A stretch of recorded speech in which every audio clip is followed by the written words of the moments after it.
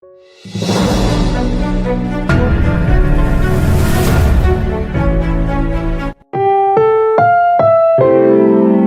programang ito ay rated SPG, striktong patnubay at gabay ng magulang ang kailangan. Maaaring may masiselang tema, lengguwahe, karahasan, sexual, horror o droga na hindi angkop. Welcome back mga ka-episode. At narito mga dapat nating abangan dito nga lang sa abot kamay ng pangarap. Kung saan itong si Chang Susan at si Josa ay parang ang iba na ang kutok dito nga sa kaugnayan nga nito ni Zoe kay Doc Benitez. Kaya ganito na nga rin ang nararamdaman nga nito ni Lynette. Sa kabilang banda naman nga ipatuloy pa rin nga ang pagturusan nga nito ni Giselle dahil hindi nga siya kinikilala nga nito ng kanyang anak dahil sa sama ng loob nga nito na nararamdaman. Subalit habang tumatagal nga ay tinanong nga ng ama nga nito si Justine kung malambot na nga ba ang puso nga nito sa tunay na ina nga nito. Kaya naman nasabi nga nito ni Justine ay malaking posibilidad na mapatawad niya nga ito, ngunit mahihirapan nga at matatagalan pa siya bago mapatawad.